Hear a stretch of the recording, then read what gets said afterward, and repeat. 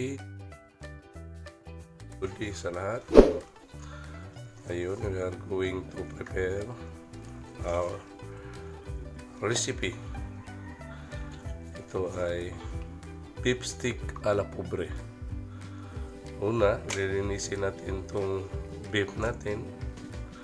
Tatanggalin natin itong mga medyo matataba at saka yung matitigas na parte ng beef natin.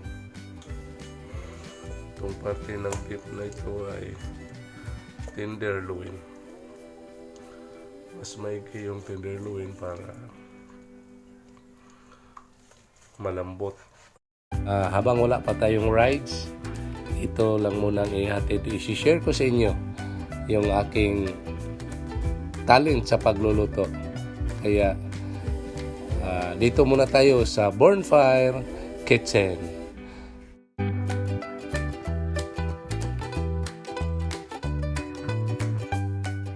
Tanggalin natin ito.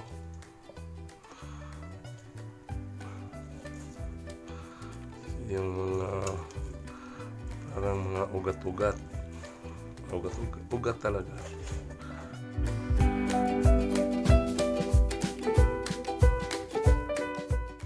Next is, tapos natin linisin, i-slice natin ng medyo manipis.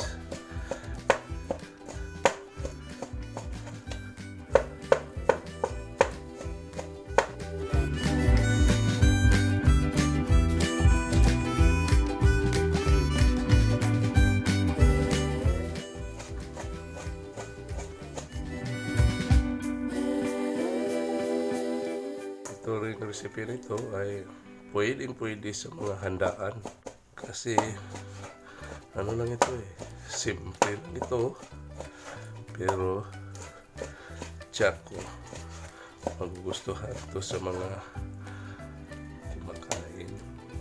Yung mga recipe natin dito simple lang pero masarap. Ngayon, tapos na natin na slice ng manipis ang ating beef. Titimplahan na natin. Lagyan natin ng 2 kalamansi. Sa ganun pa rin mga kasunog, tingnan nyo ang ating ginagawa. Ito kasi ito na ang procedure ng pagluluto natin. At yung ingredients ilalagay ko doon sa bandang dulo, kaya panoorin nyo hanggang dulo. MSG, monosodium glutamate,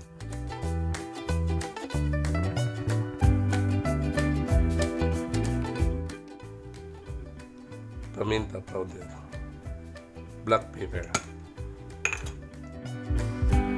konting soy sauce,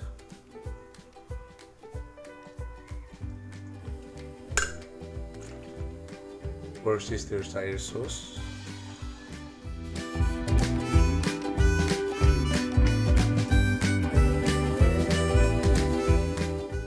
yung oyster sauce.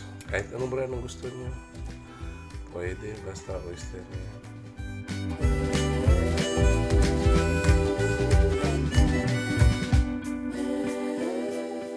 Yan, haluin na natin. Pwede rin nyo itong kamayin kung gusto nyo. Mga 30 minutes itatabi natin ito. Tabi muna natin ito. Habang minamarinate natin, magpe-prepare tayo ng garlic para pang saute natin.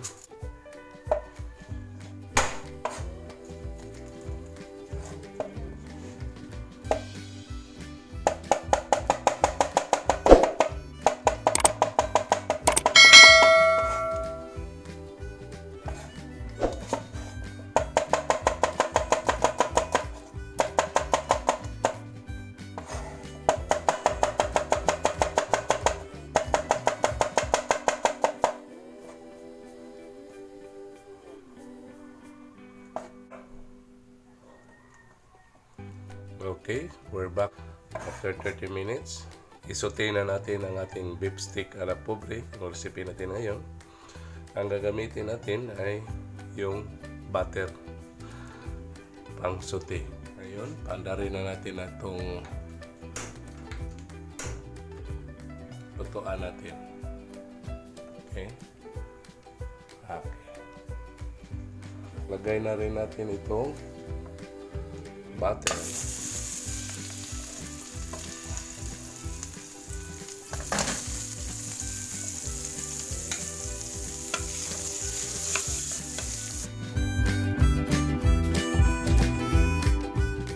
Isutin na natin. Lagay yung onions at saka garlic.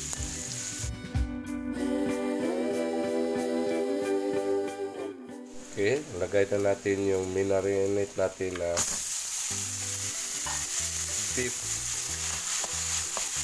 Ayan.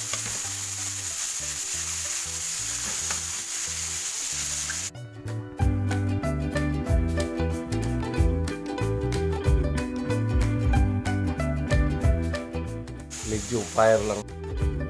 Medium fire lang. Mga kasunog. Ayan, takpan natin. Dahan-dahan lang ang apoy para kusang lalabas yung katas ng ating karne. We are going to cook mga 20 minutes or less. 10 to 15 ata, 10 to 15 minutes. Hindi na kailangan masyadong tagalin mo pa dito sa karahay kasi magtigas yung beef. Ito na, tingnan natin. Wow! Napakasarap tingnan. Lagyan na natin ito ng kunting pangpalapot. Pangpalapot ng konti. Ayan. Cornstarch. Ay nilagay natin. Then, lagyan natin rin ng red bell pepper.